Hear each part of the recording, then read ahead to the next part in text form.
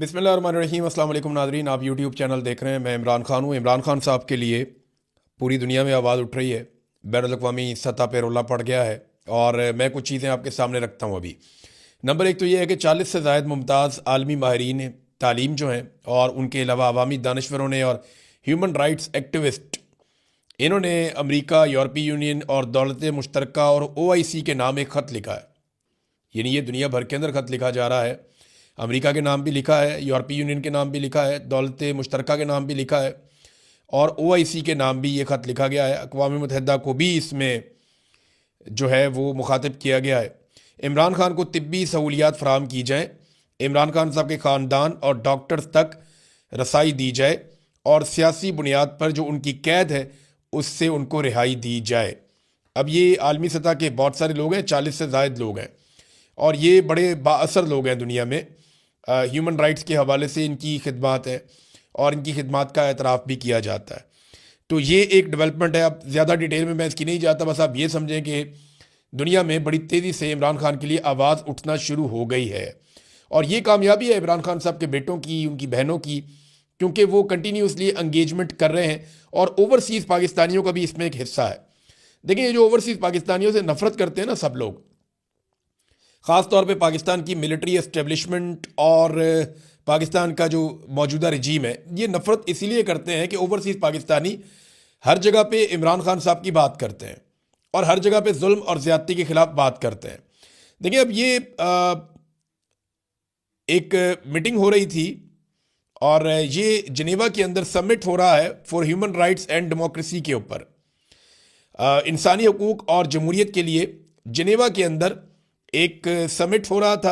उस समिट में एक पाकिस्तानी ने आवाज़ उठा दी बड़े ज़ोरदार तरीके से और जो ओवरसीज़ पाकिस्तानी है उसने आवाज़ उठाई और उसके बाद जो है वो वहाँ पे इमरान खान साहब का तस्करा किया गया। Political imprisonment of Imran Khan mentioned in Geneva after an overseas Pakistani shouted that don't forget about Imran Khan, कि आप इमरान खान को नहीं भूल सकते या इमरान खान को मत भूलिए या उनका नाम लेना मत भूलिए। He is a political prisoner and former prime minister of the 5th biggest nation in the world, कि वो दुनिया की 5वीं बड़ी कौम का एक लीडर है और सबका प्राइम मिनिस्टर है, आप उसे नहीं भूल सकते। और उसके बाद फिर इमरान खान साहब के लिए बाकायदा इस प्लेटफॉर्म के ऊपर आवाज़ उठाई गई और ये बताया गया कि रजीम कैसे इमरान खान साहब को दबा रहा है, रजीम कैसे पाकिस्तान के साथ जो है वो ज़्यादती कर रहा है। अब ये पाकिस्तानी डॉक्टर है सबरीना जिन्होंने ये हाईलाइट किया मामला, इन्होंने आवाज़ उठाई। अब पाकिस्तान का रजीम इसीलिए जो मौजूदा रजीम है आसिम मुनीर साहब ने बनाया हुआ है और अमेरिका की आशीर्वाद से बनाया हुआ है, जाली फार्म 47 के ऊपर बनाया हुआ है, सारे चोर डाकू इकट्ठे करके जिन्होंने मुल्क को लूटा कई दहाइयों तक, उन्हें इकट्ठा करके ला के इक़्तिदार में उठा दिया और इसका टके का फ़ायदा पाकिस्तान की फ़ौज को नहीं हुआ। ये बात मैं बार बार कहता हूँ कि ये पाकिस्तान की फ़ौज को इसका टके का फ़ायदा नहीं हुआ, बल्कि उल्टा उनका नुकसान हो गया और फ़ायदा चंद लोगों ने उठा लिया। ये माफिया सियासतदान और ये चंद जर्नैल, इन्होंने फ़ायदा उठा लिया और पाकिस्तान की फ़ौज वो पाकिस्तानी अवाम से दूर होती चली गई और ये सब जानते हैं, इसके अंदर ढकी छुपी बात कोई नहीं है। तो ये दो डेवलपमेंट हैं इमरान खान साहब के लिए, हर तरफ जो है वो आवाज़ उठ रही है। नाज़रीन, सियासतदानों में सबसे लंबी जेल जो है वो जावेद हाशमी साहब ने लगातार काटी है और मुश्किल तरीन जेल काटी है। जावेद हाशमी साहब का अगर आप चेहरा देखें या उनकी हालत देखें तो आपको अंदाज़ा हो जाता है कि जेल की सख्तियों ने उनके साथ क्या किया। ज़ईम हुसैन कादरी साहब, ये मरहूम इंतकाल फरमा गए हैं, मेरे बड़े अच्छे दोस्त थे, बड़े शानदार इंसान थे और बड़े बहादुर इंसान थे। ज़ईम कादरी ने बड़ी कुर्बानियाँ दी नवाज शरीफ के लिए, जमहूरियत के लिए, और मुश्किल वक्त में नवाज शरीफ के साथ खड़े हुए। नवाज शरीफ और शहबाज शरीफ जो है उनकी अहलिया को कहते थे कि ऐसे ही लोग वज़ीर आज़म बनते हैं, ऐसे ही लोग वज़ीर आला और गवर्नर बनते हैं, लेकिन जब उन्हें इक़्तिदार मिला तो उन्होंने ज़ईम कादरी को टके टोकरी कर दिया। फिर ज़ईम कादरी साहब उन्हें छोड़ गए, उनका इंतकाल हो गया, अल्लाह ताला उन्हें गरीक रहमत करे। बड़े शानदार इंसान थे। ज़ईम कादरी के वालिद की पीठ में भी छुरा घोंपा वो मुझे बताया करते थे और उनकी पीठ में भी छुरा घोंपा नवाज शरीफ साहब ने। तो ये जिन लोगों ने बहुत मार खाई उनमें ये भी थे। तो जावेद हाशमी साहब जिन्होंने बहुत तकलीफ बर्दाश्त की, इनके जिस्मों पर आज भी आमरीत के निशान है। तो जावेद हाशमी के बकौल 10 साल उन्होंने कहा मैंने जेल काटी है, अगर मुझसे इस तरह का बर्ताव होता जैसा सलूक इमरान खान के साथ किया जा रहा है तो शायद मैं भी डील कर लेता। ये बहुत बुरा सलूक हो रहा है। जावेद हाशमी जैसा बंदा गवाही दे रहा है जिसने आसिफ अली जरदारी से कई 100 गुना मुश्किल जेल काटी है। जरदारी ने तो जेल काटी नहीं ना, वो तो कोठियों के अंदर, अस्पतालों के अंदर, वीआईपी कल्चर, बाकायदा स्वीट्स के अंदर वो रहे हैं जरदारी साहब, वो तो बहुत इंजॉय करते रहे और उनकी जेल तो जेल थी ही नहीं चंद दिनों के अलावा। तो जावेद हाशमी की जेल जेल थी।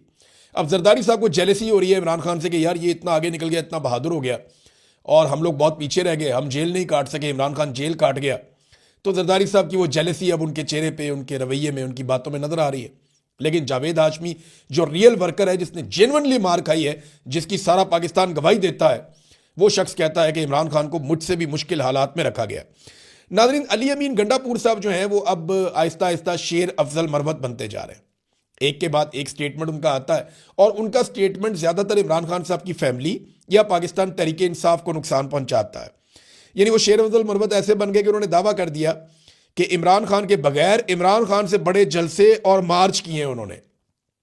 इमरान खान के बगैर इमरान खान से बड़े जलसे और मार्च किए तो करें ना। अभी वो तो इमरान खान के नाम पे लोग निकलते थे, वो तो इमरान खान साहब कहते थे तो लोग निकलते थे, कॉल तो इमरान खान की जानिब से आती थी।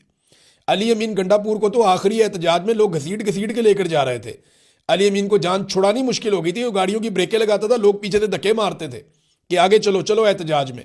आखिरी मरतबा अली अमीन गंडापुर को बादल नखास्ता एहतजाज में जाना पड़ा और ये फंसे हुए थे। और ये बहुत सारी ऐसी वीडियोज हैं जहां पे गंडापुर साहब को लोग पुश कर रहे थे कि चलो चलो एहतजाज में आगे बढ़ो, रुकते क्यों हो, कोई आराम नहीं करना, आगे बढ़ना है। तो ये गंडापुर के साथ हो रहा था।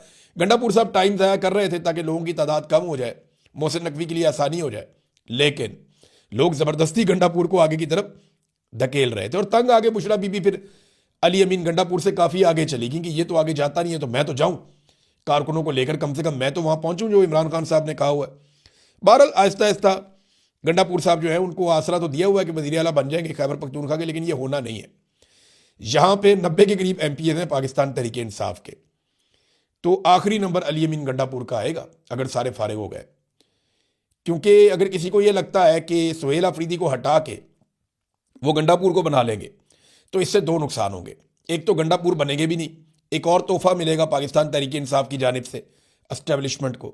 और अगर सुहेल को हटा दिया तो सुहेल पहले से ज़्यादा खतरनाक हो जाएगा और सुहेल के पास फ्री हैंड हो जाएगा, बहुत सारी जिम्मेदारियां खत्म हो जाएंगी और बड़ा लीडर भी बन जाएगा। और फिर वो तहरीक खुलकर चलाएगा जो चलाना चाहते हैं सुहेल अफरीदी, जो वो कह रहे हैं कि इमरान खान रिहाई फोर्स में बना रहा हूं, तो वो उसके ऊपर ज़्यादा मेहनत कर पाएंगे।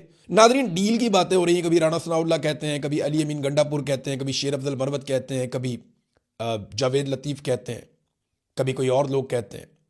इमरान खान की बहनें भी कहती हैं, इमरान खान भी कहता है कि मैं तो डील नहीं ले रहा अपने लिए, पाकिस्तान के लिए मेरे साथ बात करो, रास्ता निकालो, इलेक्शन करवाओ, मैं तैयार हूँ, मैं किसी से बदला नहीं लूँगा, लेकिन इंसाफ तो करना पड़ेगा। तो अब ये जो मामलात हैं इसमें अलग अलग बातें की जाती हैं। मैं आपको एग्जैक्टली बताता हूं कि कहां कहां पे डील की बातें हुई और खबरें बाहर आई और ये कितनी मरतबा हुआ। एक तो डील की लगभग कुछ 6 कोशिशें हुई हैं अब तक। 4 अगस्त को इमरान खान साहब को सबसे पहले कहा गया कि आप पाकिस्तान छोड़ दें वरना कल आपको गिरफ्तार कर लिया जाएगा, डील की पहली ऑफर। दूसरी 9 और 10 फरवरी को जब इमरान खान साहब को इलेक्शन जबरदस्ती डकैती मार के छीन लिया गया तो तब उन्हें ऑफर किया गया कि हम आपको एक खास तरह की हुकूमत बना देते हैं, आप कंप्रोमाइज कर लें। इमरान खान साहब ने फिर इनकार कर दिया। अक्टूबर 2024 में दोबारा से डील करने की कोशिश की गई जब एहतजाजी तहरीक अपने उरूज की तरफ जा रही थी। फिर नवंबर 2024 में दोबारा कत्लेआम से पहले डील की कोशिश की गई और वही बातें अली अमीन गंडापुर और बाकी लोग बताते हैं, लेकिन इमरान खान साहब नहीं माने। फिर अमरीकी डॉक्टर्स आए, अमरीकी बिजनेसमैन आया, इमरान खान साहब से मिला, इमरान खान साहब ने उनको भी साफ इनकार किया। तो ये डील की एक और कोशिश थी। और अभी हाल ही में इमरान खान साहब की आंख की बीमारी के दौरान एक मरतबा फिर कोशिश की गई कि इमरान खान साहब को किसी तरह से कोई रिलीफ इमरान खान साहब की पार्टी मांगे। इससे पहले आपको याद होगा अली अमीन गंडापुर ने ये कहा था कि इमरान खान साहब को जो है वो एक पैरोल के ऊपर रिहाई दी जाए, तो उस पर इमरान खान साहब ने नाराजगी का इजहार किया था। अब वो पैरोल पे रिहाई तो चाहते ही नहीं है, ना इमरान खान साहब बनीगाला जाना चाहते हैं। हाँ, अपनी आंख का इलाज वो करवाना चाहते हैं जो उनका हक भी है और उनको ये इलाज मिलना चाहिए। किसी भी लीडर की आंख ज़ाया करना या किसी ऑर्गन को ज़ाया करना ये इंतहाई नामुनासिब है और ये सख्त ज़्यादती है और इस चीज़ को ये डील के लिए इस्तेमाल कर रहे थे। इमरान खान साहब ने साफ इनकार कर दिया। अब नाज़रीन 2-3 खबरें मेरे पास और बहुत इंपॉर्टेंट है, ये मैं आपके सामने रखता हूं, लेकिन पहले आप ये देखें कि फैमिली को नहीं मिलवाया जा रहा, तो ये बात तो समझ आती है। यानी इमरान खान साहब अपनी बहनों से मिलेंगे तो बड़ा सख्त बयान देंगे आसिम मुनीर के खिलाफ, शहबाज शरीफ के खिलाफ, मौजूदा रजीम के खिलाफ, या हो सकता है वो बोर्ड ऑफ पीस के खिलाफ कोई बात बोल दे, या गाजा में फौज भेजने के बारे में कोई बात बोल दें। इमरान खान साहब तो इमरान खान है, वो कुछ भी कर सकते हैं। तो इसलिए बहनों को नहीं मिलवा रहे, ये तो बात समझ आती है। लेकिन वो इमरान खान साहब से उनके डॉक्टर्स को क्यों नहीं मिलवा रहे जो गैर सियासी हैं, जिन्होंने आज तक बाहर आकर कोई सियासी बात नहीं की? ये बात समझ नहीं आती। इसका एक ही वजह समझ आ रहा है, अगर आप लॉजिकली देखें या कॉमन सेंस का इस्तेमाल करें तो एक ही बात समझ आती है कि ऐसा कुछ है मेडिकली इमरान खान साहब के मामले में जिसे मौजूदा मिलिट्री एस्टेब्लिशमेंट छुपाना चाहती है। मैं मिलिट्री एस्टेब्लिशमेंट कहता हूं तो आप ऑटोमेटिकली समझा करेंगे ये आसिम मुनीर और चंद लोग हैं। जब आसिम मुनीर कहना हो तो मैं अकेले ही कह दूंगा, लेकिन जब मैं एक टोले का नाम लूं तो फिर मिलिट्री एस्टेब्लिशमेंट में कहता हूं। और ये सारी फौज नहीं होती, ये चंद लोग होते हैं, ये पूरे इदारे को बदनाम करते हैं। बहरहाल अब इसके अंदर जो है वो ना मिलवाना, कोई ना कोई तो ऐसा मेडिकल रीजन है, जो चीज छुपाई जा रही है कि डॉक्टर्स को भी नहीं मिलवाया जा रहा, जिन्होंने कोई खबर बाहर आके नहीं देनी, जिन्होंने कोई बाहर आकर हरकत नहीं करनी। अब आ जाए नाजरीन पंजाब गवर्नमेंट का एक कारनामा। ये जरा कारनामा आप देखें, कैसा कमाल इन्होंने काम डाला। पीआईए कितने की बेची पाकिस्तान ने? पाकिस्तान ने पीआईए को बेचा, और जब पीआईए को पाकिस्तान ने बेचा तो बेचा 10 अरब रुपए में। यानी पीआईए को बेच दिया 10 अरब रुपए में, और एक तैयारा खरीदा पंजाब हुकूमत ने जिसमें 19 लोग सवार हो सकते हैं। बड़ा लग्जरी किस्म का, लेटने वाले सोफे भी हैं, आराम करने की जगह भी है, अलग मीटिंग के लिए भी प्रॉपर जगह बनी हुई है। बड़ा शानदार किस्म का इन्होंने एक तैयारा खरीदा पंजाब गवर्नमेंट ने मरियम नवाज के लिए, और ये लिया 11 अरब रुपए का। यानी 1100 करोड़ का इन्होंने तैयारा ले लिया। पीआईए कितने में बेची? उसमें दर्जनों तैयारे, उसके बेशुमार रूट्स, उसकी गुडविल, उसका इतना बड़ा नाम, उसकी जनाब जो उसके रूट्स हैं वही बहुत महंगे हैं, उसके साथ बहुत सारी प्रॉपर्टीज, असासे, वो सारा कुछ 10 अरब में बेच दिया, और एक 19 सीटों वाला तैयारा लिया 11 अरब रुपए में। ये है पाकिस्तान, और यह है पाकिस्तान को लूटने वाले हुक्मरान। अब इंफॉर्मेशन मिनिस्टर जो है पंजाब की, वो क्या कहती है? इंफॉर्मेशन मिनिस्टर कहती है कि एयर पंजाब, हम कोई एयरलाइन बना रहे हैं, उसका नाम एयर पंजाब है, और उसके लिए कोई जहाज और तैयारे खरीदे जा रहे हैं, और कुछ जो है वो लीज के ऊपर लिए जाएंगे, और ये इसी की एक कड़ी है। अब वो ये कह रही हैं कि जनाब ये तो हमने एक एयरलाइन हम बना रहे हैं। भाई एयरलाइन कहाँ रजिस्टर्ड है? उसका कोई सीईओ होगा, उसका कोई ऑफिसर होगा, उसका कोई हेड ऑफिस होगा, उसका कोई दफ्तर होगा, उसने कहीं बिड की होगी, कोई चीज़ तो नजर आए ना। ग्राउंड पे कख नहीं है, सिर्फ मरियम नवाज को खुश करने के लिए एक तैयारा लिया। और ये लिया क्यों है, जो मुझे समझ आती है ना, ये दौड़ने की तैयारी है। यानी इस किस्म का एक तैयारा हो ना, तो आप अपनी पूरी फैमिली को सवार करके एकदम निकल सकते हैं पाकिस्तान से। एयरफोर्स का तैयारा तो नहीं मिलेगा ना उस वक्त। यानी जब हसीना वाजिद वाला वक्त आएगा और ये मुश्किल में पड़ेंगे, और जब पाकिस्तान में इनकलाब आएगा, और वो इंशाल्लाह आएगा, जब पाकिस्तान में इनकलाब आएगा, ये मुश्किल में पड़ेंगे, तो उस वक्त इतना टाइम नहीं होगा कि एयरफोर्स इनको तैयारा दे, या कोई और एयरलाइन कमर्शियल में ये बैठकर निकल जाए। इन्हें इसी किस्म का एक तैयारा चाहिए होगा जिसको कहीं से भी ये उड़ा के पाकिस्तान से फरार हो जाए।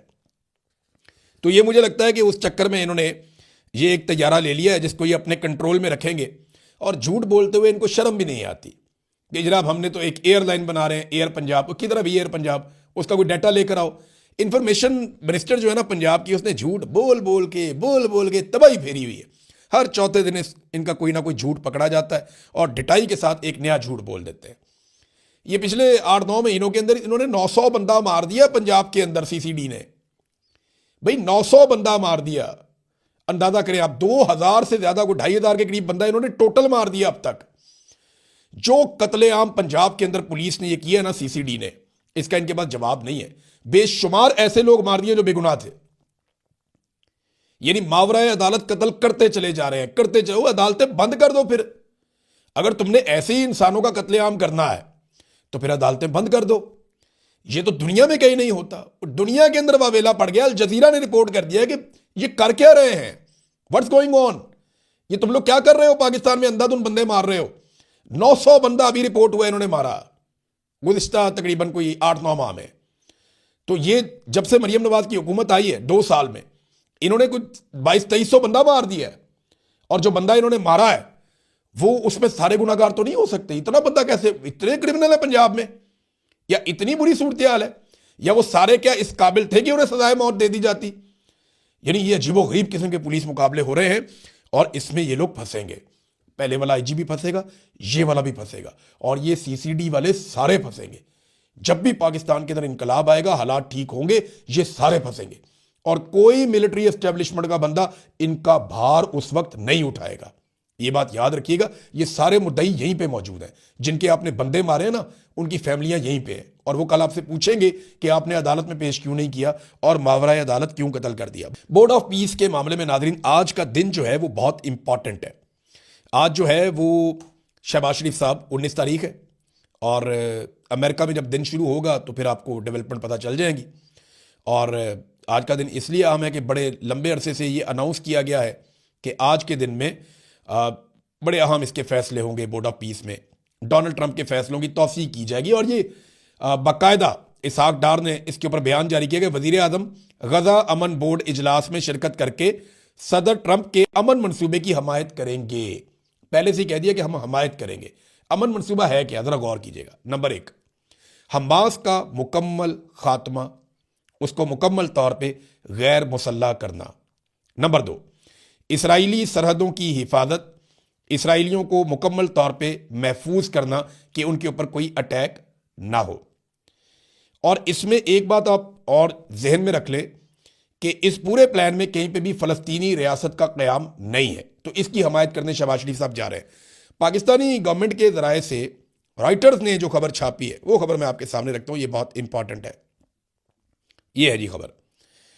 रॉयटर्स ये कहता है कि गजा में अमन मिशन के लिए फौज भेजने के लिए पाकिस्तान तैयार है। हमास को गैर मुसल्लह करने जैसी किसी कार्रवाई का हिस्सा नहीं बनेंगे। ये कैसे हो सकता है भाई फौज ने वहां पे जाके कोई बिल्डिंगें तो तामीर नहीं करनी, फौज ने वहां पे जाके कोई मस्जिदों में नमाजें तो नहीं पढ़ानी। फौज का काम तो लड़ाई होता है और गैर मुसल्लह करना एक मिशन है जिसके लिए ये फौज आ रही है। डोनाल्ड ट्रंप 100 मरतबा बता चुका है कि ये फौज आ ही हमास को गैर मुसल्लह करने के लिए और इसराइली सरहदों का तहफ़्फ़ुज़ करने के लिए आ रही है, इसराइलियों की हिफाजत करने के लिए आ रही है। अब ये कह रहे हैं जनाब हम ये काम नहीं करेंगे वहां जाके, लेकिन हमारी फौज जाएगी। लोगों को आप बेवकूफ़ समझते हैं, लोग बेवकूफ़ नहीं है।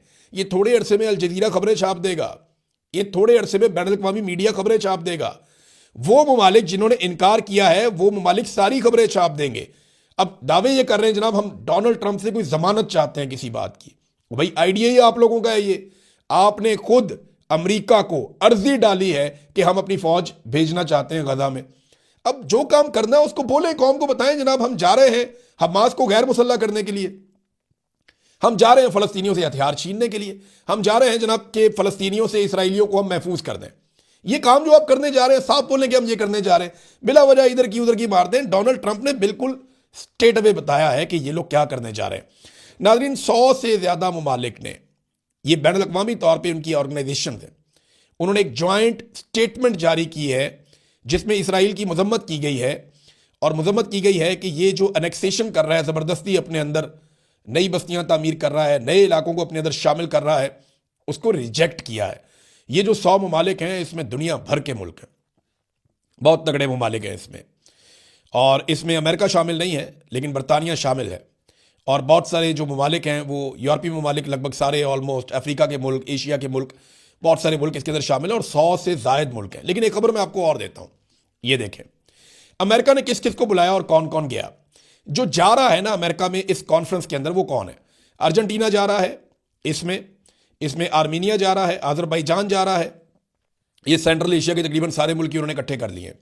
बहरीन जा रहा है और बल्गारिया जा रहा है, एल सल्वाडोर जा रहा है, Hungary, Indonesia, Jordan, Kazakhstan, Kosovo, Mongolia, मराकश, पाकिस्तान, पैराग्वे, कतर, सऊदी अरब, तुर्की, यूएई, अमेरिका, उज़्बेकिस्तान और इसराइल। पाकिस्तान जाके इसराइल के साथ बैठने वाला, ये बाकी सारे मुल्क भी।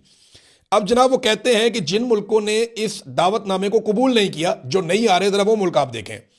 इसमें अल्बानिया, बेलारूस, कंबोडिया, मिस्र, Kuwait, Vietnam, Australia, Austria, Brazil, China, Cyprus, चेक रिपब्लिक, फिनलैंड, इंडिया भी नहीं जा रहा, Japan, Mexico, Netherlands, Oman, Philippines, पुर्तगाल, Romania, Russia, Singapore, Korea, Switzerland, Thailand, Ukraine और वेटिकन सिटी। यूक्रेन तक नहीं आ रहा है इसके अंदर, आप अंदाजा करें, उनकी लड़ाई पड़ी हुई है फिर भी नहीं आ रहा। रशिया भी नहीं आ रहा, चाइना भी नहीं आ रहा, वेटिकन सिटी भी नहीं आ रही। कनाडा एक ऐसा मुल्क है जिसको इन्होंने दावत देके कैंसिल कर दी, और जबकि कुछ ऐसे ममालिक हैं जिन्होंने डिक्लाइन ही कर दिया, जिन्होंने कहा ये आना ही नहीं है।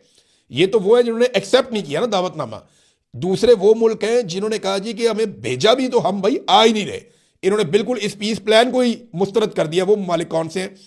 Croatia, France, Germany, Greece, Ireland, Italy, New Zealand, Norway, Poland, Slovakia, Slovenia, Spain, Sweden, UK. एक भी मुसलमान मुल्क नहीं है इसमें। अंदाजा करें आप। हमें अपना एहतसाब खुद करना चाहिए। क्या मुसलमान अपने साथ खड़े हैं? चले अपने साथ नहीं तो इंसानियत के साथ खड़े हैं। ये ममालिक हैं जो इंसानियत के साथ खड़े हैं। अब तक के लिए इतने, अपना ख्याल रखिएगा, अपने इस चैनल का भी। अल्लाह हाफ़िज़।